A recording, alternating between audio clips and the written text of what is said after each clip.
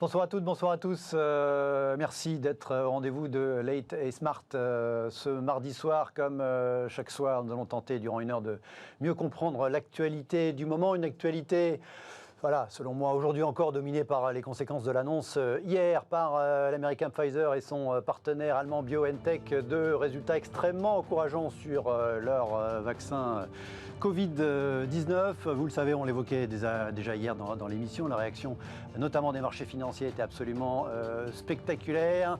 À pas mal d'égards, c'est une première, notamment dans la déconnexion, effectivement, dans le spectaculaire, et notamment à Wall Street, entre la réaction des valeurs dites de l'ancien monde, effectivement, qui ont explosé à la hausse, et au contraire, à l'inverse, les actions qui avaient, les actions de la techno, notamment, qui avaient fortement progressé ces derniers mois, ces dernières semaines, qui ont plutôt corrigé. Voilà, est-ce que c'est le retour au monde d'avant que cette annonce vaccinale? Ce sera notre premier débat ce soir. Ensuite, on s'intéressera à la France. L'INSEE, ce matin, a publié les chiffres du chômage pour le troisième trimestre, une forte progression du chômage. Et du coup, j'ai intitulé ce débat, s'agit-il effectivement d'un retour à la fameuse, on s'en souvient, préférence française pour le chômage, avec des guillemets évidemment. On reviendra sur le sens de cette expression à l'occasion de la publication de ces chiffres. Et ces débats, ces sujets, j'en parle avec mes trois invités. Ce soir, tout d'abord, Daniela Ordonez, bonsoir. Bonsoir. Vous êtes économiste en charge de la France, en charge du suivi de la France chez Oxford Economics, en compagnie de Jean-Marc Vittori. Bonsoir. Bonsoir. Journaliste économique, éditorialiste au quotidien Les Échos. À ma gauche, Lénéric Boucher, bonsoir. Bonsoir. Vous êtes entrepreneur, président fondateur de Cocoon, qui est une start-up spécialisée dans la recherche immobilière, dans la chasse d'appartements pour les particuliers et aussi notamment pour les entreprises. C'est ça? C'est ça. J'ai bon, merci. Locative. Locative, pour les locations. Merci à tous les trois d'être dans l'émission. Ce soir, un petit apéritif, comme chaque soir, avant de traiter les sujets que je viens d'évoquer dans le sommaire. Regardez cette annonce. Voilà, c'était un tweet d'une consoeur des Échos. Coup de tonnerre chez Unibail, c'était ce matin. Les frondeurs, entre guillemets, Léon Bressler et Xavier Niel ont remporté la bataille. Ils entrent au conseil de surveillance du groupe et les actionnaires rejettent l'augmentation de capital voulue par la direction. On se souvient très rapidement, il y avait un projet d'augmentation de capital de plus de 3 milliards d'euros proposé par la direction du groupe, approuvé à l'unanimité par le conseil d'administration du groupe et qui était contesté par un petit groupe d'actionnaires derrière l'ancien PDG d'Unibail, donc Léon Bressler, derrière le patron de Free et d'Iliad, Xavier Niel, à la tête d'un petit peu plus de 5% du capital, et qui ont donc partiellement obtenu gain de cause. Il fallait 2/3 des votes pour approuver cette augmentation de capital. Il y a eu un peu plus de 50%, mais il n'y a pas eu les 2/3, donc il n'y aura pas d'augmentation de capital, en tout cas à court terme. Et de fait, les frondeurs, entre guillemets, vont entrer au conseil d'administration comme ils le souhaitaient. C'est la première fois, Jean-Marc, comme ça, une espèce des actionnaires activistes qui s'opposent à une entreprise au gain de cause de façon... C'est une histoire qui a duré un mois, de façon aussi rapide et de façon aussi spectaculaire. Est-ce que c'est... on se souvient du film Wall Street avec Gordon Gekko qui faisait la promo dans les assemblées générales, effectivement, qui cherchait à ce que les actionnaires individuels le suivent. Est-ce que c'est une Wall Streetisation, une américanisation de la vie actionnariale française selon vous, ou c'est la vie normale des entreprises? Non, c'est un peu spectaculaire. C'est une première. Ouais. C'est une première en France. Les activistes, au bout d'une guerre effectivement très brève, et qui parviennent à rentrer au sein du Conseil. Ce que font le plus souvent les activistes, c'est qu'ils cherchent à influencer la stratégie de l'entreprise. Ils ne parviennent pas forcément à rentrer dans le Conseil, mais ils parviennent à faire bifurquer la stratégie. Là, c'est non seulement ils vont évidemment peser sur la stratégie, mais ils entrent dans le Conseil. Donc, ils ont réussi à convaincre assez d'actionnaires pour ça. Donc, c'est tout à fait spectaculaire. Alors, il faut dire qu'il y a le feu au lac dans cette entreprise. Unibail, c'est de l'immobilier commercial. Moi, ça fait déjà plusieurs années que je m'inquiète de l'avenir de l'immobilier commercial. Et puis, ce qui se passe évidemment depuis le début de l'année renforce ces inquiétudes. Unibail porte 24 milliards d'euros de dettes. Et donc, les activistes proposait de réduire le périmètre en vendant des actifs pour essayer de diminuer la dette et de recentrer l'entreprise sur un projet qui soit financièrement plus jouable dans cette... Et notamment en se recentrant sur l'Europe, en vendant les activités américaines qui avaient été achetées assez cher il y a quelques années. Plusieurs années, voilà. Donc, il y a le feu au lac, et je pense que c'est aussi ce feu au lac qui a fait que les actionnaires ont basculé aussi rapidement. avec à la fois hier, pour des raisons sur lesquelles on va revenir dans quelques instants, et de nouveau aujourd'hui, une envolée de l'action Unibail suite à cette annonce, une assemblée générale qui s'est faite de façon virtuelle, hein, compte tenu de la situation également. Si les gens sont vaccinés, ils vont pouvoir retourner dans les centres commerciaux. Voilà. Donc voilà, ça va nous faire la transition avec le sujet suivant. Je poursuis mon tour de table quand même. Daniel Ordonez, que vous inspire cette espèce de première dans le capitalisme français? Bon, c'est pas surprenant, mais c'est assez curieux quand même de voir ces différentes forces qu'il y a dedans pour prendre des décisions dans les entreprises. Je pense qu'en France, on a peut-être un peu moins l'habitude de ça, mais c'est vrai que dans d'autres pays où les augmentations de capital ou de différents actionnaires, c'est peut-être plus commun, il y a plus d'histoires. Mais c'est assez intéressant aussi d'entendre ce discours dont parlait Jean-Marc, de cette volonté de se recentrer sur certaines activités, sur l'Europe. Et c'est vrai que c'est un discours qu'on entend très souvent, se recentrer, revenir au centre des activités, aussi dans des régions traditionnelles.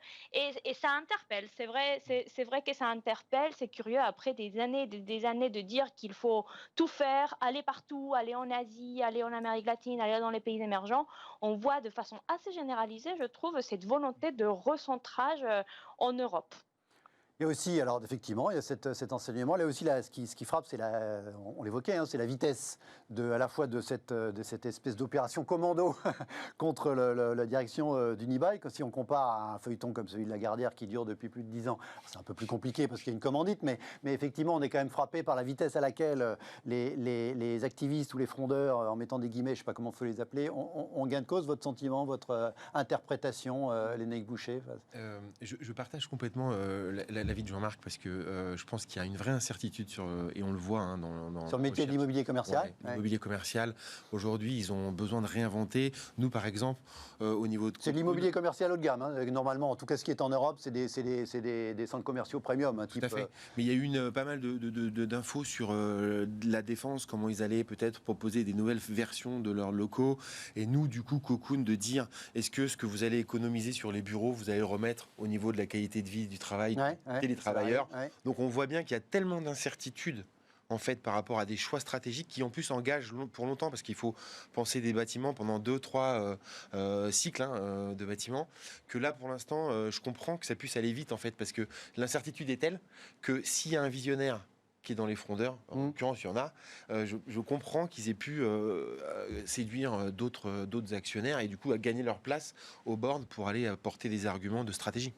Bon, on ne sait pas à quel prix ils ont acheté leurs actions, mais manifestement, ils ont fait un bon coup, parce qu'effectivement, sur 2 jours, je crois que ça a quasiment doublé. Ah bah, ça nous fait une très bonne transition avec cet éventuel retour au monde d'avant. C'est l'objet de ce premier débat.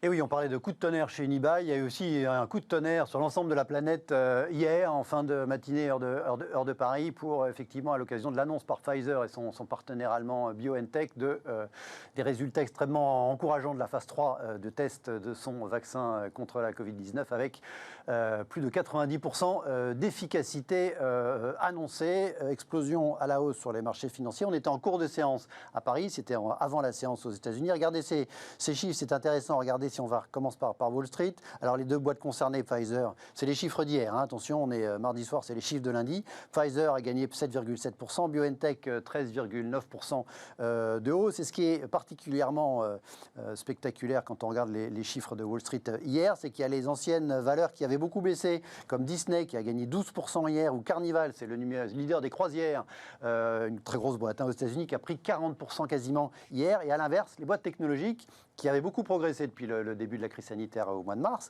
Zoom a perdu 17% hier, Netflix a perdu presque 9% hier, et même Amazon qui a perdu plus de 5% hier. Si on regarde à Paris, où là effectivement il n'y a pas de compensation des valeurs techno dans les grosses valeurs, parce qu'il n'y a pas tellement de valeurs techno chez nous, malheureusement. Le CAC 40, on le rappelle, a pris plus de 7% hier. JC2Co, qui était particulièrement victime de la crise sanitaire, a pris plus de 40% hier en bourse. Accor, le leader, le groupe hôtelier, plus 21, Air France, plus 27. Société Générale, comme toutes les bancaires, plus 18. Cet enthousiasme, il a été visible aussi dans les médias. Regardez cette une ce matin du Times de Londres, comme on dit. On a l'impression que c'est l'armistice à la fin de la Deuxième Guerre mondiale, ou de la capitulation plus précisément. Voilà, étape cruciale pour le vaccin qui annonce une vie normale d'ici le printemps. Et voilà, alors maintenant, l'objet de notre débat, ça va être un petit peu, est-ce que tout ça est raisonnable? Pour lancer ce débat, je voudrais vous soumettre un petit commentaire d'un de vos confrères, Ludovic Subran, de chez Allianz. L'envol des marchés après l'annonce de Pfizer montre qu'il défie la gravité. Pas si simple de mettre en place des campagnes massives de vaccination. Le rapport coût-bénéfice n'est pas évident, sous-entendu toute cette opération logistique. Et puis l'exécution sera compliquée. Il y aura beaucoup de déconvenus. C'est aussi la prudence, puisqu'on est encore dans les jours d'après de l'élection de Joe Biden, qui a fait un communiqué hier. Il dit excellent news d'abord, et puis après il dit en même temps, il est important de comprendre que la fin de la bataille contre la Covid-19 n'arrivera pas avant plusieurs mois. Et il rappelle du coup que voilà, le plus important à court terme, c'est qu'il y a quand même encore beaucoup de morts tous les jours et qu'il faut porter le masque. Daniela Ordonez, est-ce que alors, les marchés financiers exagèrent et en tout cas amplifient les phénomènes? Ça, c'est pas nouveau.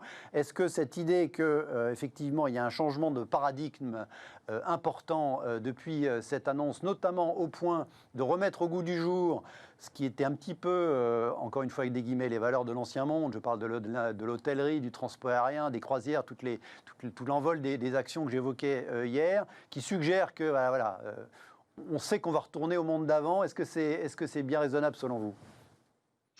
Alors, la nouvelle du vaccin est sans aucun doute une nouvelle positive. Ça, c'est indéniable. C'est vrai que ça vient un petit peu plus tôt que prévu, mais on savait qu'il y avait déjà pas mal d'essais. Et la plupart des analystes, on espérait un peu d'avoir un vaccin à moitié de l'année prochaine, voire à la fin de l'année prochaine. Donc c'est plutôt positif. Ça peut effectivement revenir à un mode de vie normal, comme dit, c'est-à-dire qu'on n'aura plus ces contraintes globalement d'avoir le masque. Après, la crise du coronavirus, c'est pas seulement la crise du coronavirus. C'est-à-dire que si on a un vaccin qui devient accessible globalement seulement vers le milieu de l'année prochaine, on a quand même 6 mois, voire plus encore de crise économique, de restrictions. Et ça, c'est de la casse. Que parfois, ça impacte des emplois, des entreprises qui peut-être n'ont rien à voir vraiment avec la situation sanitaire, mais qui ont été durablement impactées. Ce que je veux dire par là, c'est que même s'il y a un vaccin, et même si tous les problèmes que dit ou que mentionne Ludovic Subran sont surpassés, c'est-à-dire la production, la distribution, le coût aussi, même en mettant de côté cela, cette crise va laisser des marques pendant longtemps. Et on va prendre un vaccin ou pas, même avec un vaccin, pas mal de temps à revenir rien qu'à nos niveaux d'avant-crise en termes d'activité, en termes d'emploi. Et en plus, si on regarde par pays ou par secteur, il y a des secteurs, malgré les énormes hausses que vous venez de montrer, par exemple pour Air France ou pour Accor, le secteur touristique, les vols, l'aéronautique vont être impactés pendant très très longtemps. Donc c'est peut-être un peu trop optimiste cette réaction, mais c'est surréaction, mais bon, on en a peu l'habitude. Je pense qu'il faut être un petit peu plus cautieux, un peu plus préventif par rapport à ces bonnes annonces.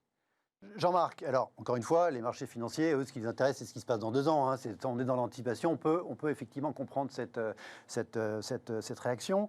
J'insistais, ce qui est intéressant, c'est effectivement cette réaction très marquée dans un sens pour les valeurs qui avaient été durablement affectées en bourse et dans l'autre sens pour les valeurs technologiques. Qu'est-ce qui vous paraît relever d'un enthousiasme légitime ou à l'inverse d'une prudence nécessaire face à ces annonces? Alors, ce qui s'est passé hier, pour moi, ça s'explique par le fait que depuis des semaines, on était en train de se mettre dans l'idée que la seule façon de se sortir de cette maladie, ça serait un vaccin. Et si vous regardez, si vous regardez par rapport à il y a 6 mois, le paysage avait complètement changé. Hein. On espérait vaguement que ça disparaîtrait avec l'été et que ça ne reviendrait pas. Ça n'est pas ce qui s'est passé.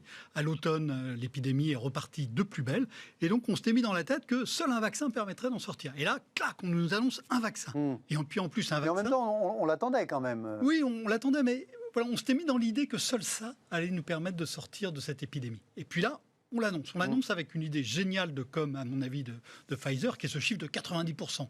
Le vaccin efficace à 90%. Waouh! Avec ça, on a un effet blast. On a une réaction totalement binaire des marchés. On va être moins devant la télé, donc Netflix baisse. On va être moins devant nos écrans pour faire nos réunions, et donc Zoom baisse. Voilà. Et par contre, on va recommencer à faire des croisières et à reprendre l'avion. Donc on a vraiment un truc très binaire, mais qui est alimenté par une attente qui montait depuis des semaines et des semaines. Alors ensuite... comme souvent, les investisseurs s'enthousiasment trop vite, et c'est normal, si vous regardez depuis des siècles. Vous prenez la spéculation sur l'Amérique, rue Quincampoix, au début du XVIIIe siècle, c'est parce qu'on s'est enthousiasmé trop vite sur l'avenir de l'Amérique. Et là, on est à nouveau dans cette situation-là, et c'est, je dirais, presque normal de la part des investisseurs. Si on regarde sur le plan, ensuite, ce que ça donne, moi j'ai un cours à Sciences Po, à l'école de journalisme de Sciences Po après-demain, je vais le faire en numérique, je ne vais pas me repointer devant les étudiants que je n'ai pas vus d'ailleurs cette année. Donc ça va prendre un peu plus de temps. Ouais. Ça va prendre un peu plus de temps. On n'a pas idée de la masse de vaccins qu'il va falloir produire. Si ce vaccin marche, il va falloir en produire des milliards de millions, voire des milliards. Donc ça ne va pas se faire sur un claquement de doigts. Ensuite, ce vaccin, il se transporte... il doit être stocké à moins 70 ou moins 80 degrés. Il ne suffit pas de remonter un peu le congélo pour avoir moins 70 ou moins 80. Il faut toute une chaîne de logistique qu'on me dit on sait faire tout ça. Moi, je pense qu'on sait faire pour 100 ou 1000 ou 10 000 doses. Mais pour 4 milliards de doses en 6 mois, je ne suis pas sûr qu'on aura même l'infrastructure pour le faire, l'infrastructure matérielle. Donc, il faut calmer un petit peu le jeu. Et puis, le dernier point sur le plan purement sanitaire, c'est que on ne sait pas pour combien de temps il marche. Et l'un des mystères de ce virus, c'est comment est-ce qu'on acquiert une immunité face à lui, et ça, on n'a pas la réponse, et la seule façon d'avoir la réponse, c'est d'attendre que les mois passent. Ouais. Voilà, donc sur le plan sanitaire, calmos les gars, ça va pas se faire tout de suite. Ensuite, sur le plan économique, c'est avec ce que disait Daniela, les dégâts qui ont été faits depuis le mois de mars et qui vont continuer d'être faits dans les mois à venir, vaccin ou pas, ils vont continuer d'être faits. Il y a des entreprises qui vont continuer de se vider de leurs fonds propres. Ouais. Il y a des dizaines de millions de femmes et d'hommes qui sont au chômage et qui sont en train de perdre leurs compétences. Et tout ça, vaccin ou pas, ça ne repartira pas d'un claquement de doigts. Donc oui, c'est évidemment une excellente nouvelle. Oui, c'est la façon, sans doute, d'espérer sortir de cette épidémie qui aura même été assez impressionnante. Non, c'est pas un quick fix, c'est pas une solution immédiate.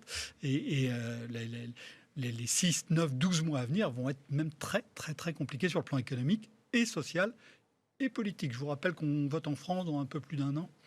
Voilà. Un peu moins pour les régionales, un peu plus pour l'élection majeure que sont la présidentielle et les législatives. Voilà, même pas 1 an et demi. Effectivement, au printemps 2022. Comment vous réagissez à cette annonce et aux réactions à cette annonce, vous-même, les négociateurs?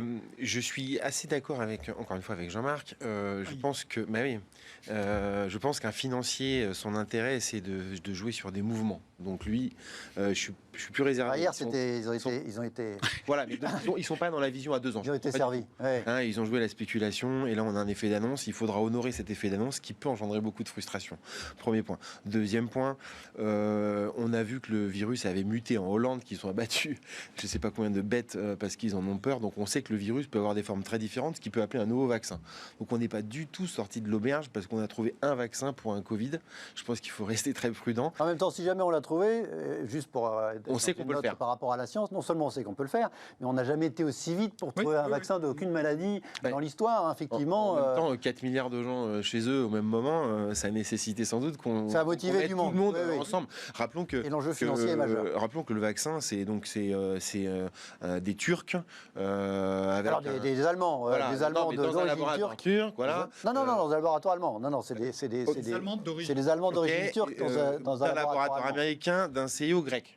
Voilà. Donc on est quand même dans un phénomène une réponse globalisée pour un virus qui touche le monde entier. Oui, donc ça c'est plutôt sympa. Plutôt sympa.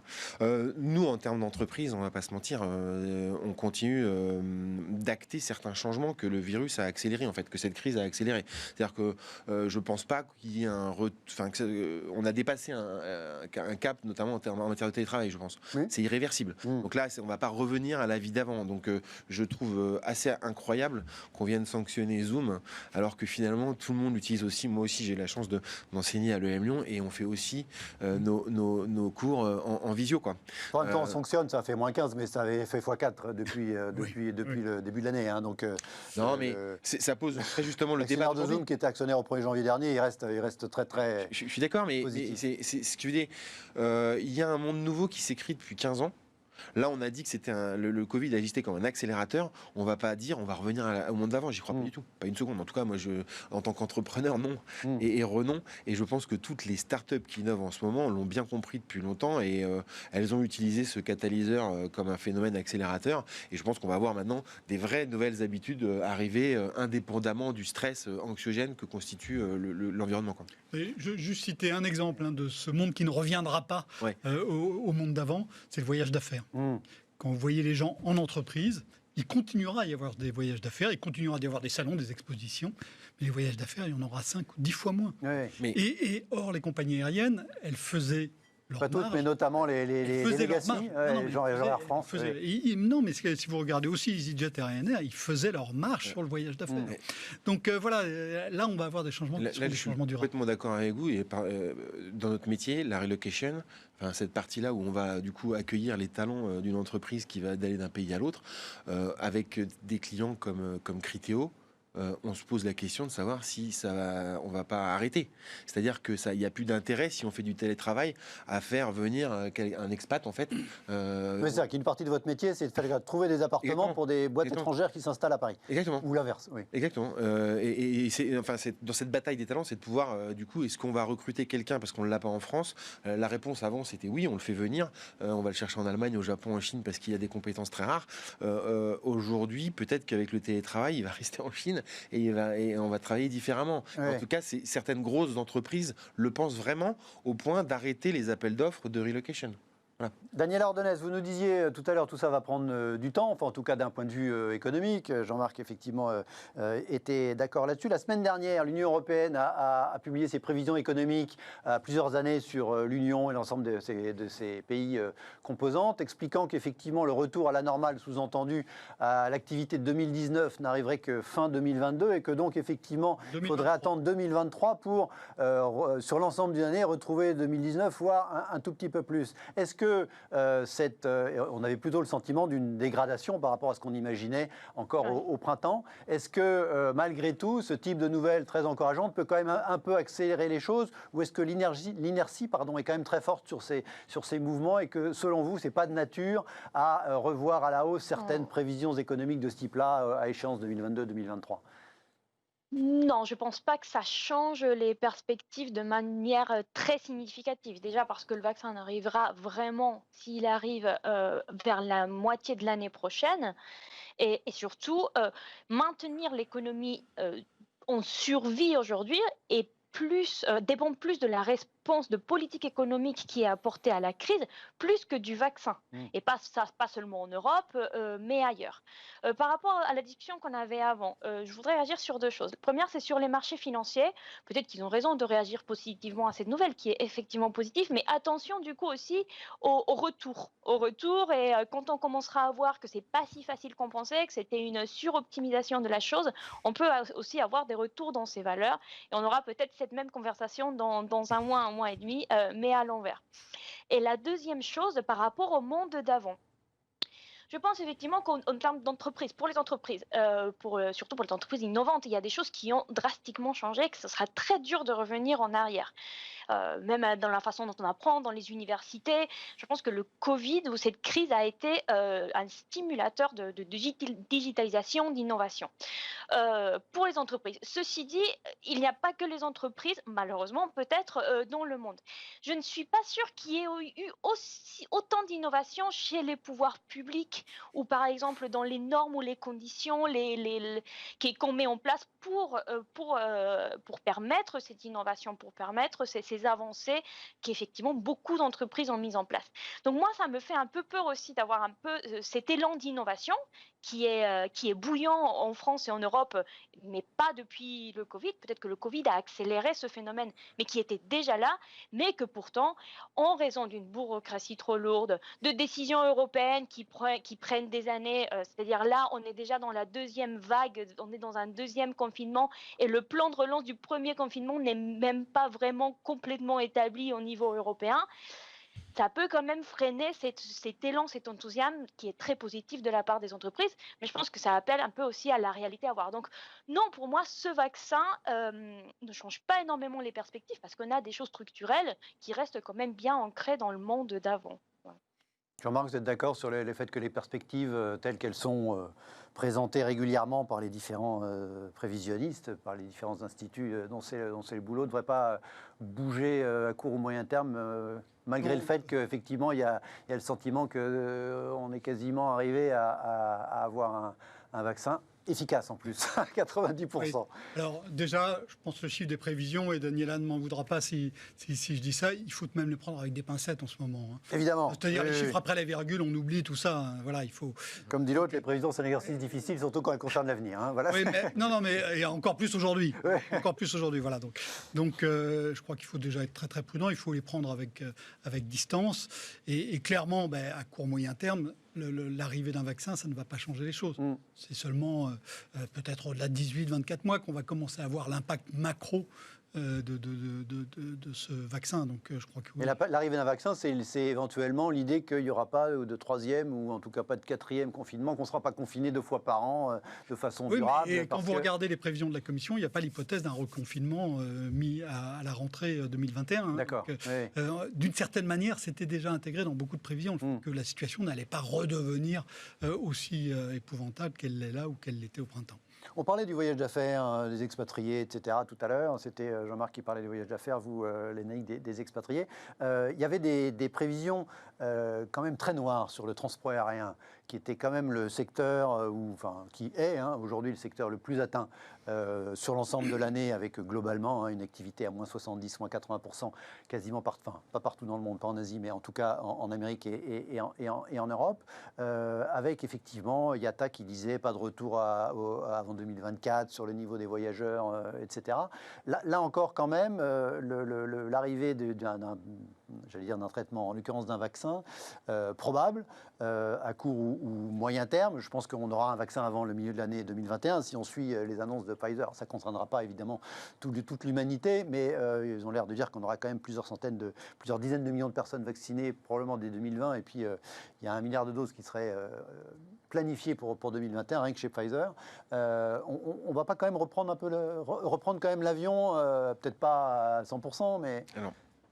Très franchement, selon vous, au nom de notre planète chérie, je ne l'espère pas. Parce que si c'est une autre raison, d'accord. Mais oui, mais si vous voulez, pendant cette crise, on s'est quand même posé des bonnes questions, je pense, des questions autour du sens, autour de l'éthique, autour de la croissance économique, de différents modèles.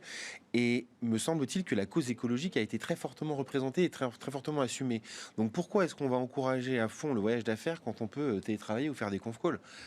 Je pense qu'il y aura moins de voyages d'affaires, ça c'est sûr. Après, en tant qu'ancien voyageur... mais est-ce qu'il n'y aura pas plus de voyages de loisirs comme c'est le cas depuis 50 ans ? Mais si, peut-être, je le souhaite, parce que quand même, si on est né sur cette planète, c'est probablement pour aussi découvrir des choses et avoir la joie de rencontrer l'être humain.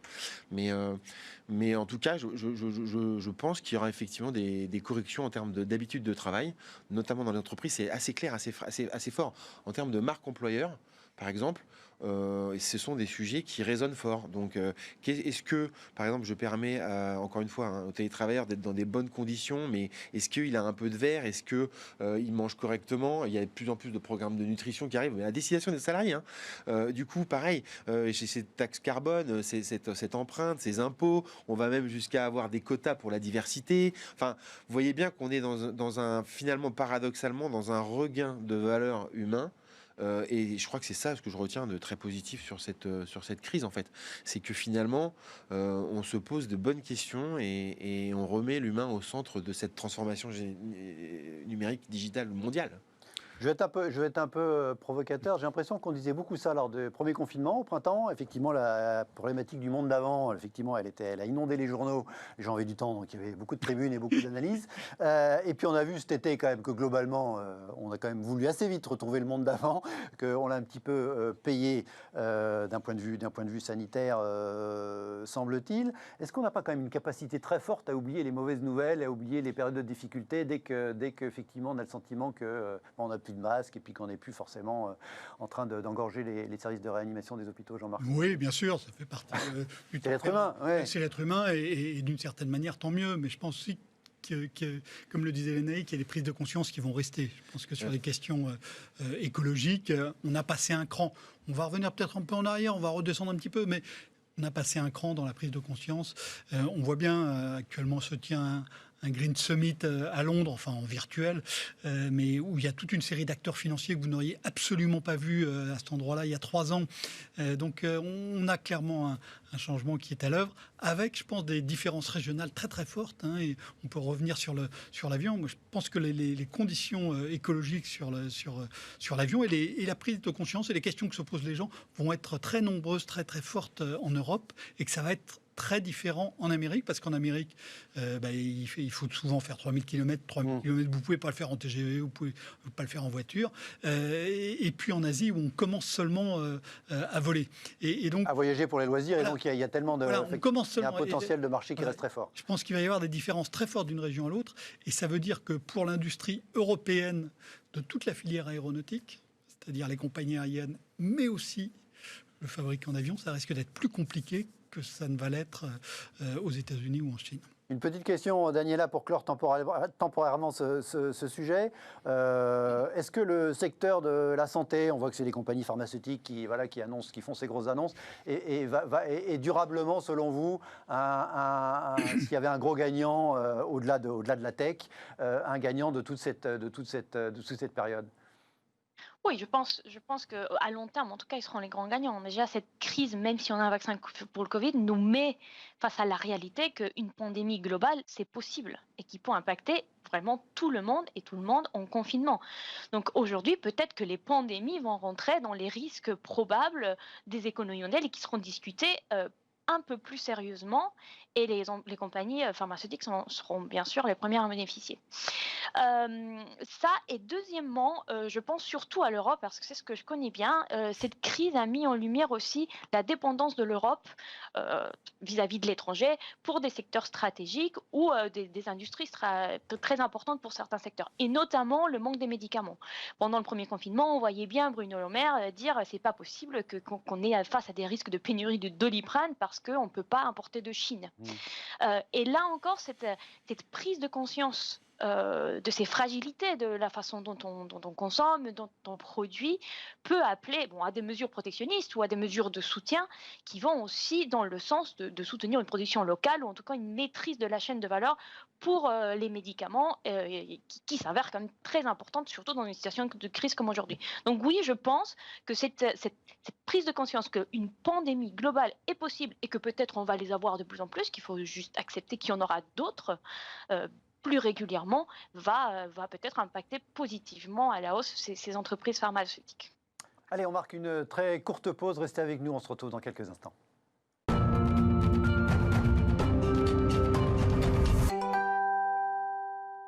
Retour dans Late et Smart, notre second débat ce soir. Nous allons parler du chômage en France, parce que l'INSEE ce matin a publié ses chiffres, les chiffres du chômage concernant le troisième trimestre 2020. Et bien au troisième trimestre 2020, regardez, voilà que c'est le titre du communiqué de l'INSEE, le taux de chômage rebondit fortement et atteint 9%, soit 2,7 millions de personnes en France, une hausse de 628 000 personnes d'un trimestre sur l'autre, avec un taux de chômage au sens du Bureau international du travail, c'est la norme, qui bondit de 1,9 points à 9% de la population.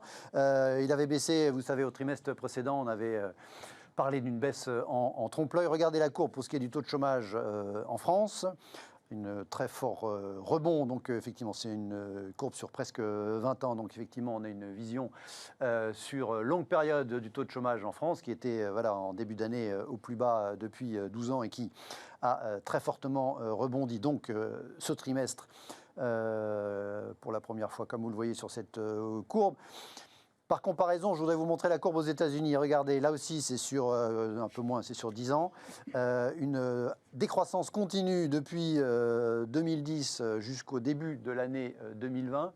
Une explosion du taux de chômage qui est quand même passé de 2,5% en janvier ou février 2020, je crois, et qui a monté au-delà de quasiment 15% en 2 mois, 20 millions d'emplois détruits en quelques semaines. Et regardez, depuis, semaine après semaine, le taux de chômage est revenu sous les 7%, à 6,9%. On l'a appris vendredi dernier, c'était le taux de chômage en octobre. Donc une élasticité, entre guillemets, beaucoup plus grande, d'où le thème de ce débat sur cette fameuse préférence, entre guillemets, française pour le chômage. Vous savez, c'est une expression qui avait été forgée par Denis Oliven à l'époque pour une note de la Fondation Saint-Simon, et qui avait été repris récemment, en juillet dernier, par le président de la République dans une interview à Ouest France. Après, c'est la préférence française pour le chômage, c'est en gros privilégier le pouvoir d'achat et les gens en place, en sachant que le chômage est bien indemnisé. Et qu'il n'y a pas effectivement, il n'y a pas, entre guillemets, il n'y aurait pas, évidemment il y en a un, il n'y aura pas de sujet majeur à vivre avec 2-3 millions de chômeurs compte tenu de notre État-providence en France.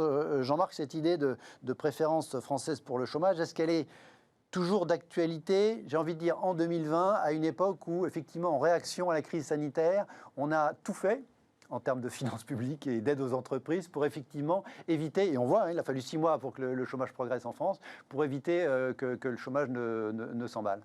Et cette préférence française pour le chômage, elle se voit quand les choses vont bien. Et quand les choses vont mal, c'est plutôt la mécanique inverse qu'on voit. C'est-à-dire que, vraisemblablement, quand on compare la courbe américaine avec la courbe française, ça nous dit quelque chose. Oui, c'est très spectaculaire. Le chômage aurait dû augmenter beaucoup plus. Et beaucoup France, plus tôt. s'il y avait eu seulement la mécanique économique. Mais il y a eu, et heureusement, à mon avis, la mécanique publique qui a été, il faut éviter une flambée du chômage, il faut éviter. Et pourquoi est-ce qu'on l'a fait ? C'est assez intéressant.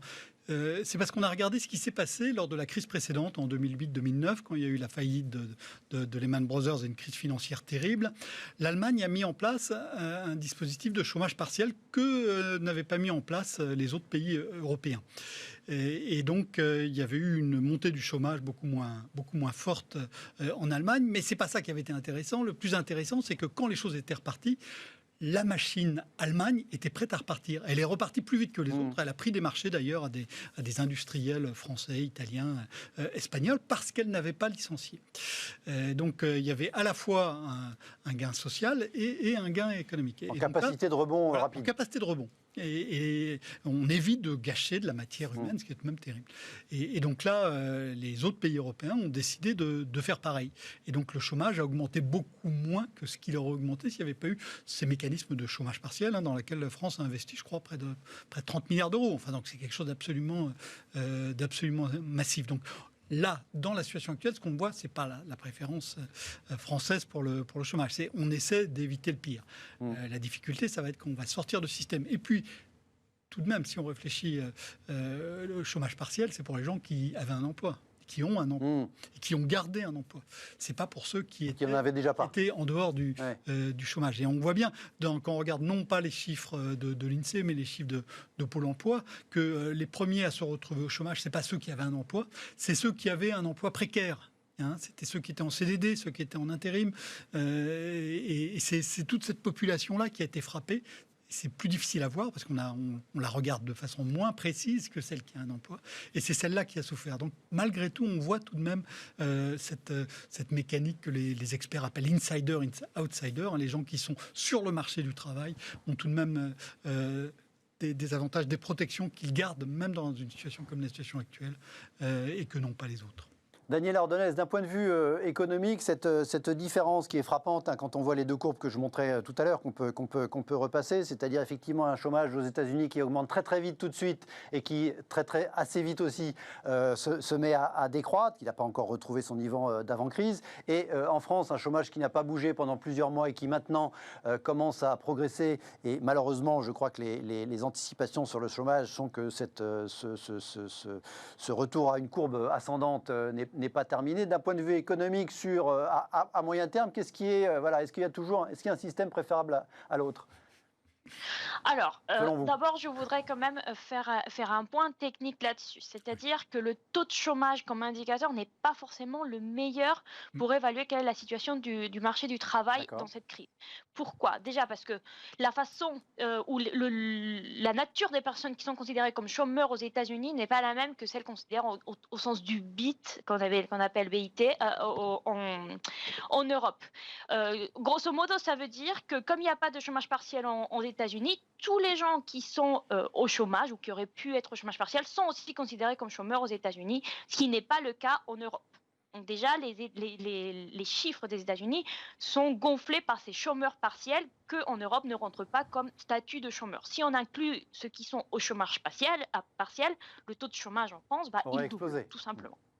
Deuxième chose, encore de calcul, c'est un peu technique, mais il me semble important, c'est la population active. La définition de population active, ce sont les personnes qui veulent travailler, qui recherchent un travail et qui sont disponibles pour travailler.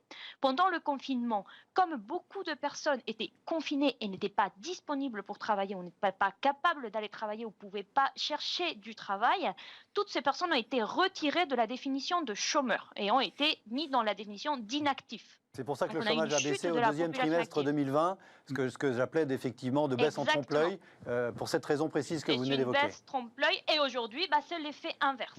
Ceci dit, je rejoins Jean-Marc pour dire qu'aujourd'hui, la réponse dans cette crise face au choc du marché du travail est complètement différente de celle qu'on a vue dans les crises passées, que ce soit la crise de 2008 de Lehman Brothers ou la crise souveraine, où la mise en place de systèmes de chômage partiel d'urgence avec des conditions très faciles pour accéder, avec des compensations très généreuses pour les entreprises, pour les travailleurs, ont été mises en place partout en Europe et ont quand même bien marché. Si on regarde dans l'histoire, le nombre de chômeurs ou la hausse du chômage par rapport à une récession, c'est la fois où on ne va presque plus. Si je prends les chiffres de l'Espagne, on a un taux de chômage qu'on prévoit à peu près à 18%. Il faut se rappeler que dans les 10 dernières années, le chômage en Espagne était à peu près de 18% en moyenne. C'est-à-dire que c'est quand même une réussite et qu'on a pour l'instant, en tout cas, réussi à contenir la hausse du chômage, l'explosion du chômage en Europe. Je ne pense pas du tout que dans ce cas, il y ait une préférence pour le chômage en France. En tout cas, ces chiffres-là ne disent pas ça. Parce que dans la situation actuelle, je pense que tout le monde a peur de vraiment se retrouver dans un chômage de longue durée et de ne pas avoir un travail tout court dans plusieurs années. Mais c'est quand même une réussite de voir que les conséquences pour le marché de l'emploi ont été bien limitées par ces systèmes de chômage partiel. À voir maintenant ce qui va se passer alors qu'on arrive quand même à la fin de ces chômages partiels d'urgence qui ont été mis en place. Donc, ça a monté le taux de chômage. Ça pourrait être quand même bien pire, ça pourrait augmenter bien plus. Si on revoit le graphique de l'INSEE et on voit 2012, on voit qu'on a atteint le pic à 10,5%. On est quand même en deçà. Le but serait peut-être d'essayer de ne pas réatteindre ces pics qu'on a atteints pendant cette crise. Ce qui est malheureusement pas ce que prévoit effectivement. Alors je ne sais pas vous avez prévision de taux de chômage, parce qu'effectivement j'ai cru qu'il y a quand même beaucoup d'instituts de ce que j'ai vu, y compris la Banque de France, qui pensent qu'effectivement fin 2021, 2022, début 2022, on sera au-delà des 11%, ce qui serait un record absolu dans ce pays. Effectivement, on pourrait se poser la question, parce que vous nous dites pour l'instant ça tient, pour l'instant ça marche, tout est dans le pour l'instant quand on compare la politique effectivement ouest-européenne avec la politique américaine, non? C'est pour ça que je posais la question, à moyen terme, quel est le plus efficace pour l'économie? En termes d'efficacité pour l'économie. Il faudra le prouver. Mais c'est vrai que la flexibilité énorme qu'a le système, ou le marché du travail aux États-Unis leur permet de rebondir beaucoup plus vite dès que ça va mieux. Dès que ça va mieux. Et bon, les chiffres le montrent, vous voyez bien comment ça évolue rapidement, cette flexibilité à licencier qui peut faire quand même des chocs sociaux très, très pénibles et impacter la croissance même économiquement à long terme, mais qu'au contraire, cette même flexibilité fait que quand ça rebondit, ben, les Américains ont beaucoup plus de flexibilité à embaucher qui ils veulent, comme ils veulent, au rythme qu'ils en ont besoin. Donc à moyen terme, peut-être qu'une flexibilité accrue du marché du travail en Europe serait quand même bienvenue. À voir, parce qu'il n'y a pas que ça qui compte quand même dans le rebond et dans le niveau d'emploi, mais c'est sûr qu'il y a une claire différence, une nette différence dans le degré de flexibilité du marché de l'emploi qui fait que peut-être qu'on souffre moins pendant les récessions, mais par contre on souffre beaucoup plus longtemps. Comment vous jugez cette espèce de différence alors je ne sais pas si c'est de traitement ou de comptabilisation un petit peu, mais de traitement surtout, et d'appréhension du chômage, par exemple, entre effectivement la situation française et la situation américaine, pour rester sur cette espèce de comparo qui était très visible avec les courbes que je montrais. Mais moi, j'achète les arguments de Daniela. L'agilité dont on fait preuve aujourd'hui, tout l'écosystème, toutes les startups, toutes les jeunes entreprises, c'est la réponse. C'est de la flexibilité, c'est la réponse. C'est plus facile d'être agile quand on est dans des boîtes en croissance, hein, si je peux me permettre. C'est agile à embaucher. Je ne sais pas si les startups, une fois qu'elles sont pas plus faciles pour licencier que pour une autre boîte, compte tenu dans le même droit du travail, non? Oui, alors d'accord. Simplement, l'agilité, c'est quoi? J'ai besoin d'une compétence pendant un certain temps. Ouais. Est-ce que je vais recruter un CDI? Non. Je vais prendre un freelance, je vais faire une mission, je vais apprendre, et après peut-être je vais préparer un bon recrutement parce que j'aurai cadré, framé, solidifié, avoir une meilleure vision, c'est ça qu'on veut dire. Et en fait, je suis d'accord avec Daniela, là on met des pansements, c'est vrai que c'est moins dur. Tout le monde respire parce que finalement c'est pas très dur. Par contre, la vraie crise, elle arrive après. C'est qui va rester, qui a des fondamentaux suffisants, qui sont, je pense, qui montrent qu'il y a un avantage compétitif durable, qui montrent qu'il y a quelque chose qui crée de la valeur. Il n'y en a pas beaucoup, en fait. La mutation de la truc. Donc moi, je salue la flexibilité d'un marché plutôt américain, parce que effectivement, ça rebondit beaucoup plus vite, c'est beaucoup plus agile, et ça va aller beaucoup plus vite, beaucoup plus loin, très vite. Voilà. Donc nous, par exemple, chez Cocoon, faut pas, nos cocooners, ils sont freelance, mais ils sont très fiers de leur liberté. Ils sont slashers, ils font plusieurs choses en même temps. Ce que vous appelez vos cocooners, effectivement, tous les téléspectateurs. Ce sont des chasseurs locatifs. Ce sont des chasseurs locatifs, mais qu'on recrute. Pourquoi? Parce qu'on a une promesse de personnalisation du service. C'est-à-dire que si vous avez un chien et que vous aimez le McDonald's, on vous recommande un cocooner qui a un chien et qui aime le McDonald's. On recrée une expérience client qui est très personnalisée. Mais dans cette crise, c'est ça. Là, ces valeurs de solidarité d'humaine, c'est ça qu'on va s'en sortir beaucoup plus. D'accord. Et du coup, on va chercher cette compétence pour répondre de manière précise.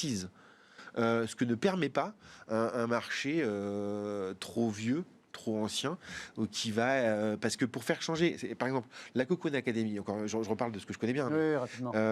On doit déprogrammer des personnes qui ont 20 ans de bouteille immobilière pour se reprogrammer dans une culture customer-centrique. Voilà. Voilà le défi de demain. C'est se déprogrammer pour se reprogrammer pour être agile. Est-ce qu'un CDI le permet?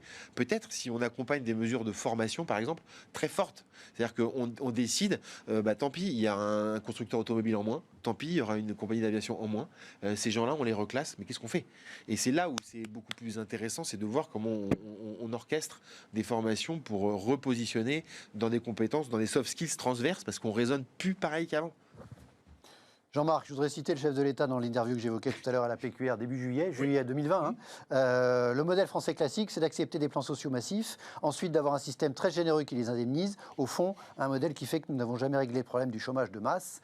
Il y avait une réforme de l'assurance chômage qui était en cours, qui était même votée par le Parlement, qui est suspendue compte tenu de la situation, qui allait vers un petit peu plus de flexibilité, d'agilité, enfin en tout cas qui tendait à promouvoir un modèle un petit peu plus flexible, un petit peu plus agile, en limitant notamment les indemnités et en demandant effectivement d'avoir un peu plus travaillé pour y avoir droit. Est-ce que cette réforme vous paraît totalement oubliée, ou est-ce que effectivement, compte tenu... Alors, je ne vais pas demander de lire d'un boule de cristal, mais est-ce qu'elle reste nécessaire ou souhaitable selon vous?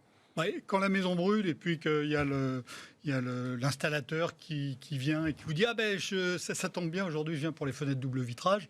Vous lui dites non, les fenêtres double vitrage, on va attendre. Ça attend, on va commencer par éteindre le feu, puis ensuite on va reconstruire la maison. Et là, on aura besoin vraiment de fenêtres double vitrage et ça sera encore plus important. Là, on est un peu dans cette situation-là. Ouais. La maison brûle, il faut s'occuper d'abord du chômage partiel, éviter que ça monte trop, voir comment on peut sauver les entreprises sans qu'elles deviennent complètement zombies. Enfin, il y a des choses à régler en urgence très très vite. Et donc la réforme de l'assurance chômage, il y a un sujet de priorité. Il faudra la faire, il faudra la faire, mais on n'est pas pressé dans la situation actuelle. Voilà. Donc je pense que les deux choses ne sont pas contradictoires, c'est simplement une question de calendrier. Allez, on clôt temporairement ce débat. Il nous reste une dizaine de minutes dans l'émission. On va aller commenter 2-3 sujets, certains plutôt amusants.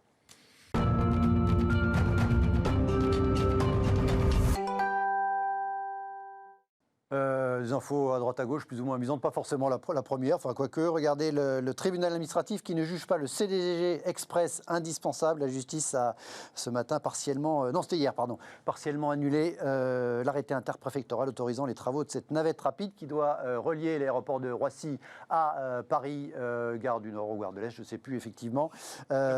Commentaire de Clémentine Autain, députée LFI. Excellente nouvelle, grâce à la plainte portée par la ville de Mitry-Mory, le tribunal administratif a donné un coup d'arrêt au projet CDG Express, ce train des riches qui ne saurait être une priorité. On avance 3 petits points. C'est un projet qui était défendu et par le gouvernement et par la région Île-de-France, critiqué par effectivement une grande partie de la gauche et tous les écologistes. Votre sentiment sur effectivement cette enterrée, c'est une bonne chose, une mauvaise chose, pas d'avis, Jean-Marc? Alors ça dépend si le transport aérien repart ou pas. On revient à la discussion de tout à l'heure. Bon, ça a dû jouer, voilà. Ça a dû jouer dans le fait que ce n'est pas jugé un projet indispensable par rapport à la. Oui, c'est une décision juridique. Je voudrais être sûr que les juges du tribunal administratif soient à même d'apprécier les enjeux économiques, commerciaux, etc. de ce genre de liaison. Je me permets d'avoir des très légers doutes sans aller plus loin dans le commentaire. Donc, est-ce que le transport aérien repart très fort ou pas? Et dans ce cas-là, on a besoin d'une liaison plus forte que ce qui est le cas actuellement. Donc ça, c'est la première réaction. La deuxième réaction, c'est quand vous prenez l'avion, que vous arrivez à peu près n'importe où, il n'y a nulle part où vous avez, dans une grande capitale, où vous avez une liaison entre l'aéroport et la ville qui est aussi dégueulasse, excusez-moi du mot, mais qui est aussi dégueulasse que celle qui a. Parce qu'en gros, à Roissy, soit on prend un taxi, soit on prend le RER. Et effectivement, c'est le RER que tout le monde connaît. C'est donc, effroyable. Moi, je l'ai pris un certain nombre de fois, Gare du Nord. Pas beaucoup de gens le prennent tous les jours, malheureusement. Gare du Nord, c'est effroyable. C'est effroyable. C'est sale, c'est bondé, ça sent mauvais. C'est une image. Non, alors justement, les adversaires du projet disaient prenons ces 2 milliards, parce que c'est un projet à 2 milliards, et mettons-les pour rénover le RER B. Au moins, c'est le train du quotidien. Ça sera utile pour les franciliens et pas uniquement pour les touristes ou les hommes d'affaires. Oui, mais bon, il y a eu des simulations qui ont été faites qui ont montré que c'était extrêmement compliqué d'avoir un train qui soit aux normes de ce qu'attend une partie de la clientèle. Alors on peut dire que cette clientèle, elle compte pas, etc. Et cette clientèle, premièrement, elle existe. Deuxièmement, elle apporte aussi des projets. Les gens qui viennent, qui arrivent à Roissy, qui viennent à Paris ils viennent pas uniquement pour claquer de l'argent dans les grandes. Ils viennent aussi pour apporter des projets d'entreprise. Tout ça. Et donc l'impression qu'on a, elle compte. Ouais. Vous avez l'impression d'arriver dans un pays en développement quand vous sortez du transport en commun qui vous amène au cœur de la ville. Ça pose tout de même une petite question. En plus, il y avait un prétexte qui était les JO 2024, mais d'ores et déjà, on savait que ce timing ne serait pas tenu. Daniela, vous avez une réaction à cette... Alors, c'est pas un abandon définitif, mais ça sent pas très bon pour le CDG Express. Ça sent pas très bon, je trouve que c'est quand même dommage, d'autant qu'on en parle depuis longtemps, que c'est vrai que le tourisme va être une des secteurs les plus affectés et que la région parisienne et la France sont quand même des destinations touristiques très importantes. Je trouve que c'est dommage. Après, effectivement, il y a des questions écologiques. Est-ce que c'est clé ou pas? Je trouve que c'est dommage, étant donné aussi la récession économique dans laquelle on est, d'arrêter un projet comme ça, à voir comment ça évolue. Il faut avoir en tête qu'il y a des élections présidentielles bientôt et que tout ça joue un rôle obligatoirement. Mais je ne sais pas si c'était le meilleur moment d'arrêter ce chantier et à voir quand est-ce qu'il va redémarrer. Un sentiment, un avis, Naïk? Moi, je vous trouve un peu dur sur l'arrivée. Pour l'avoir pris souvent, je l'ai trouvé très sympa de pouvoir sortir de l'avion et de prendre le RER et d'arriver en Paris quand on est dans Pas Gare du Nord, alors. Pas Gare du Nord. Si, j'arrivais. Si, c'est celui de Gare. Ouais, alors, Après, il y a un sujet, hein, non, mais fait- effectivement, Non, c'est mais- l'arrivée à la gare du Nord Ouais. qui pose un problème. Mais par contre, quand on est à Roissy, enfin, franchement, c'est classe en fait. Non, c'est plutôt. Enfin, c'est Vous mieux parlez que du dans terminal d'autres ou pays. du train lui-même? Ouais, du terminal. Ouais. Non, mais du Après, terminal. le RER, tous les terminal, touristes ouais. chinois se faisaient braquer. Se faisait donc- braquer. Non, mais je sais, il y a des questions de sécurité. Ouais. Je suis d'accord avec vous. C'est peut-être à l'arrivée sur Paris que c'est plus compliqué. Je suis d'accord. Mais sinon, quand on est à Charles de Gaulle et puis qu'on prend ce fameux RER, s'il était réinvesti 2 milliards là-dedans, je trouve que ça serait suffisant. Allez, sans transition, plusieurs actualités autour de Beyond Meat. Beyond Meat, c'est cette entreprise américaine, cotée en bourse, déjà valorisée très fortement, qui fait de la viande à base de, pas de viande, c'est-à-dire à base de plantes, qui a ce matin ou hier soir, je ne sais plus, reporté des résultats trimestriels pas très bons, avec une très forte chute en bourse, et en même temps, le même jour, alors ça pour le coup c'est aujourd'hui, Pizza Hut a annoncé que effectivement ces pizzas, allait y avoir des pizzas très bientôt avec des saucisses fabriquées par Beyond Meat, et pas plus tard qu'hier, McDonald's a annoncé pour l'année prochaine le lancement du McPlant, qui sera effectivement le premier hamburger avec, alors pas chez Beyond Meat, mais le principe un peu équivalent d'un hamburger veggie, mais avec de la fausse viande à l'intérieur. Ça vous avez envie de le goûter, Jean-Marc Vittori? Je ne suis pas sûr. Je suis pas sûr. Mais en revanche, je pense que Beyond Meat, c'est encore une entreprise qui arrive trop tôt. Ouais. C'est la première entreprise qui arrive un peu en force sur ce marché. Elle arrive sans doute trop tôt. Et donc, elle essuie les plâtres. Moi, je Classique. ne suis pas très optimiste sur son avenir à moyen terme. En revanche, sur le fait qu'il va y avoir des formes de viande fabriquées à partir de produits végétaux, ça me paraît aller dans le sens de l'histoire, parce que la viande, ça a un aspect agréable qu'on ne retrouve pas dans les légumes, et en transformant des légumes en simili-viande, on arrive à quelque chose qui commence à être intéressant, et que c'est meilleur à la fois pour la planète et pour la santé. Donc moi je pense qu'on va aller vers là, même si moi pour l'instant je ne suis pas très gros consommateur, et qu'il y a une vraie tendance de fond et qu'il ne faut pas l'ignorer, la mépriser ou ricaner. D'accord, Daniela, vous êtes optimiste sur la viande à base de plantes? Oui, la viande à base de plantes, les insectes, non, je pense que c'est le futur. Ça arrive peut-être effectivement un peu trop tôt, mais ce qui m'interpelle, c'est de voir américain dans toutes les photos que vous avez montrées. C'est-à-dire que même Je les crains que ce enseignes soit pas à très travers grandes de comme ma part, hein, McDonald's, Pizza Hut, Non, mais Je crois c'est- malheureusement que l'innovation, y compris dans ces domaines-là, se passe quand même assez peu en Europe, même pour élargir. Effectivement. Et ça peut nous faire sourire de penser que McDonald's va faire un McPlant. burger à base de plantes, mais ça montre quand même qu'ils se lancent dans cette innovation un peu folle, qui vont peut-être se casser dans l'essai au début, mais que si c'est une vraie tendance, seront les premiers sur les marchés. Donc ça me fait un peu sourire, mais j'avoue que ça m'interpelle. Voilà. Il y a du sérieux. Votre sentiment, Lénéique, votre réaction? Je vais utiliser un mot fort, mais de quelle bouffe on parle? Si c'est pour me parler de la même qualité d'un steak de chez McDo, un steak. Je sais pas, j'ai jamais goûté moi. Donc pour moi, il n'y a pas de goût. Moi qui suis un amoureux de la cuisine, c'est quelque chose que je n'irai certainement pas chercher. Mais effectivement, qu'il y ait une tendance et qu'elle soit exploitée, ça m'attriste. Ouais, dans le futur, d'aller manger des trucs carrés qui seront réinventés. Alors en plus, on parle pas non, de ce sera tout ce qui est peut-être pas carré, ce sera peut-être rond. Hein. Non mais voilà, et c'est un peu même dans les films de Allez. science-fiction, ce qu'on voyait dans les tubes. Hein. On va manger dans les tubes et puis on sera content, ce sera du végétal. Vous êtes dans l'immobilier, une dernière? Oui. Oui, juste un souvenir. Je me souviens de quelqu'un qui m'a raconté, avant que McDonald's arrive en France, ce que ça allait être McDonald's. Et je me souviens, on était une grande tablée, on était tous écroulés de rire. D'accord. Voilà. Et McDonald's, malgré nos ricanements, a tout de même réussi. A réinventé la restauration dans beaucoup de pays, y compris chez nous. Effectivement, on l'aurait pas forcément cru. Beaucoup de succès en France. En 30 secondes, il y avait cet après-midi dans Le Monde une publicité payée par la profession des agences immobilières. N'immobilisez pas l'immobilier. Une lettre au président de la République, au Premier ministre. Réautorisez les visites en 30 secondes, c'est votre métier, indirectement. Votre réaction? Les visites d'appartements. Les visites d'appartements. Écoutez, moi, je ne comprends pas que ces grands réseaux qui gèrent l'immobilier en France en soient arrivés là. Voilà la vieille France qui doit bouger, je pense. Sous-entendu, eux aussi, ils ont besoin de se digitaliser, de se numériser, de proposer des visites virtuelles, c'est ça que je voulais dire. Mais bien sûr, créer de l'émotion humaine dans un parcours virtuel, ça existe depuis... On sort du rent. pas plus tard qu'il y a une semaine. On était sur ce salon magnifique, la grande messe de l'innovation de l'immobilier. Il y a des innovations qui sont en cours depuis 4 ans. Ils sont tous équipés, ils les utilisent pas. Bah, écoutez, moi, aujourd'hui, qu'ils en soient réduits à faire une publicité ensemble pour pleurer, pour demander de faire des visites, ça m'attriste. Voilà, ça m'attriste et je leur souhaite de vite rebondir vers des choses beaucoup plus positives. Et utiliser les innovations à leur disposition. Non, mais en plus de ça, on peut les aider. Hein, parce que pour le coup, nous, on a en permanence une 150 dossiers. On a des gens qui n'ont pas besoin de visiter pour décider de prendre des locations, par exemple. Si tant est qu'ils fassent de la location, nous, on serait ravis de les aider. Voilà. Super, le message est passé. Merci à tous les trois d'avoir été dans l'émission ce soir. Merci à vous. Très bonne soirée. On se retrouve demain à la même heure. Bonne soirée. C'est bon.